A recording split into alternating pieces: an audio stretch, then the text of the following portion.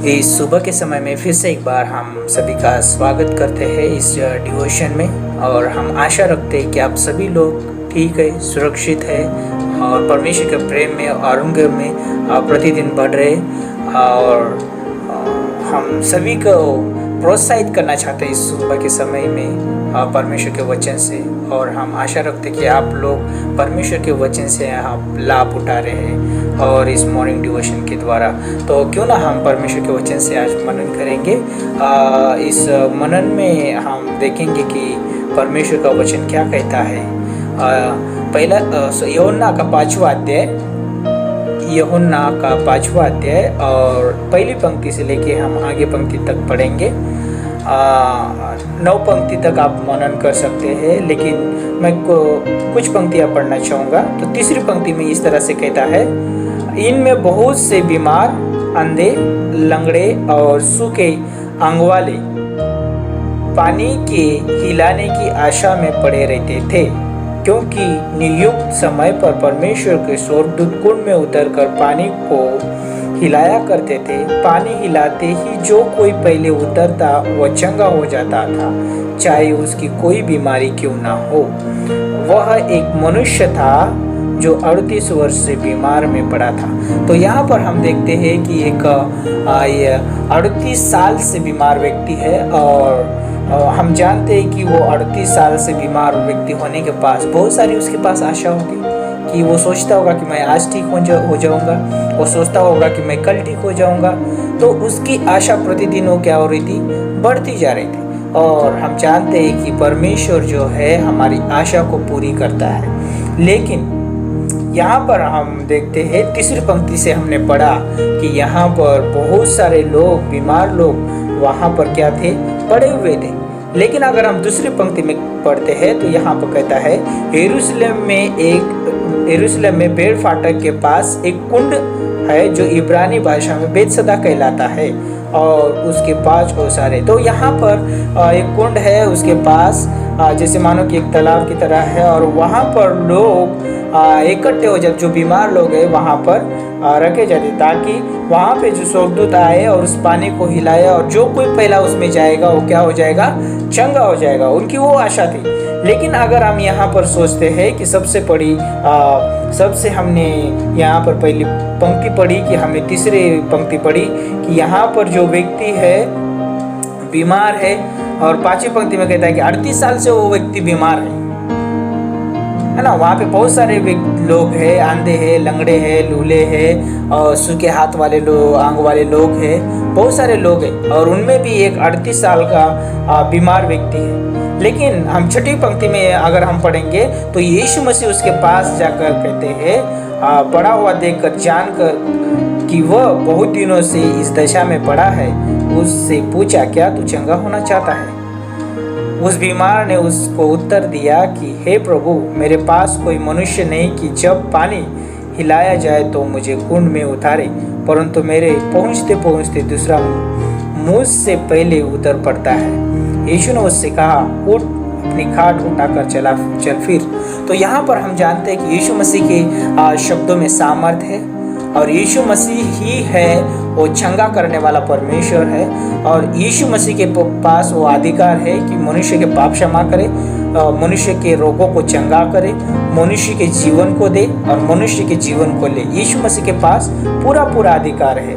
और यहाँ पर वो जो व्यक्ति है उसको चंगाई होना है, लेकिन वो आशा क्या हो गई, अभी उसकी टूट रही है, क्योंकि उससे पहले ही कोई व्यक्ति जाके क्या हो रहा है, चंगा हो रहा है। लेकिन यहाँ पर वो अपनी समस्याओं को, अपनी परिस्थितियों को, अपनी जो भी ये कंडीशन है वो यीशु मसीह के सामने रख रहा है। लेकिन यीशु मसीह नहीं चाहता कि हम अपनी कंडीशन, अपनी परिस्थिति रखें परमेश्वर के सामने। परमेश्वर को ऑलरेडी पता है और परमेश्वर जानता है कि हम किस समस्या में हैं, किस परिस्थिति में हैं और किस तकलीफ से गुजर रहे हैं। लेकिन परमेश्वर हमारा ये चाहता है कि क्या हम उसके पास जाते हैं, क्या हम उसके पास विश्वास के द्वारा जाते हैं।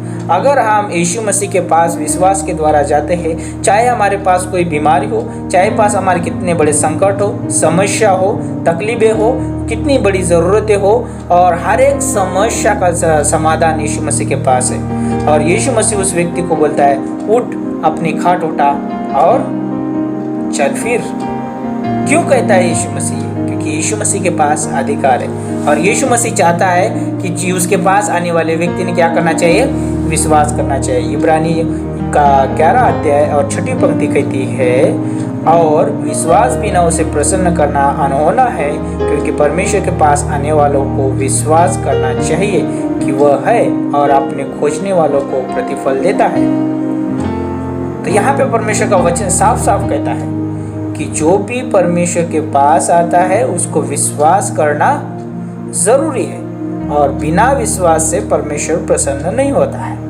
तो उस व्यक्ति को भी जरूरी है कि यस ऑफ कोर्स परमेश्वर ने, यीशु मसीह ने उसको चंगाई दिया, लेकिन उसको विश्वास करना बहुत जरूरी है, और बिना विश्वास के कुछ नहीं मिल सकता। हमें उद्धार चाहिए तो यीशु मसीह पे विश्वास करना पड़ेगा। हमें अनंत काल का जीवन चाहिए, यीशु मसीह के ऊपर विश्वास करना पड़ेगा। हमें चंगाई चाहिए, यीशु मसीह पे विश्वास करना पड़ेगा। हमें कोई जो भी समस्या की जो भी ज़रूरतें हैं उससे हमें छुटकारा चाहिए तो यीशु मसीह पे विश्वास करना पड़ेगा। हर एक चीज़ों पे यीशु मसीह पे विश्वास करना पड़ेगा। यीशु ही वो स्रोत है हमारे मनुष्य के जीवन का, और हम जानते हैं कि यीशु मसीह के पास जाना है तो हमें विश्वास करना पड़ेगा। यीशु मसीह के पास जाने वाले व्यक्ति को विश्वास करना पड़ता है। तो इसीलिए यूहन्ना का 3 अध्याय और उसका 16 पंक्ति पढ़ेंगे आप। यहाँ पर क्या बोलती है 16 पंक्ति? क्योंकि परमेश्वर ने जगत से ऐसा प्रेम रखा कि उसने अपना एकलौता पुत्र दिया, ताकि जो कोई उस पर विश्वास करे वो नाश ना हो परंतु अनंत जीवन पाए। यस, परमेश्वर ने अपना एकलौता पुत्र दिया है, यीशु मसीह, है ना। और वो यीशु मसीह हमारे सभी मनुष्य जाति के लिए क्रूस पे मारा गया, गाड़ा गया और तीसरे दिन जी उठा, और वो सभी के पापों को क्षमा करने का अधिकार उसके पास है। और जब कोई व्यक्ति यीशु मसीह के ऊपर विश्वास करता है वो नाश नहीं पाएगा, लेकिन वो अनंत जीवन पाएगा। इसीलिए मैं आज इस सुबह के समय में प्रोत्साहित करना चाहूँगा सभी के लिए, सभी को, चाहे हमारे पास बीमारी हो, चाहे तकलीफ हो, चाहे समस्या हो, कुछ भी ये हो, बीमारियाँ हो, लेकिन ये याद रखिए कि यीशु मसीह के पास सब सारी चीज़ों के लिए अधिकार है, और वो चंगाई करने वाला परमेश्वर, वही छुटकारा देने वाला परमेश्वर है। इसलिए हमें यीशु मसीह के पास जाना है विश्वास के द्वारा। तो आज मैं इस समय मैं कहना चाहूँगा कि अगर किसी ने यीशु मसीह को अपना उद्धारकर्ता के रूप में अभी तक स्वीकार नहीं किया है, तो ये समय है कि आप यीशु मसीह के ऊपर विश्वास रखें, यीशु मसीह को अपना उद्धारकर्ता करके स्वीकार करें, क्योंकि यीशु मसीह विश्वास योग्य है आपके पापों को क्षमा करने के लिए और आपको उद्धार देने के लिए। तो आप अगर छोटी सी भी प्रार्थना करोगे कि यीशु मसीह मेरे जीवन में आइए और मुझे क्षमा करिए, मेरे पापों को क्षमा करिए, और मुझे आपका उद्धार दीजिए और आपका संतान बनने का अधिकार दीजिए, और मुझे एक दिन स्वर्ग में आप लीजिए जब मैं इस धरती छोड़ूंगा। अगर आप इतनी छोटी सी प्रार्थना करते हैं तो आप यीशु मसीह आपको एक दिन स्वर्ग मिलेगा।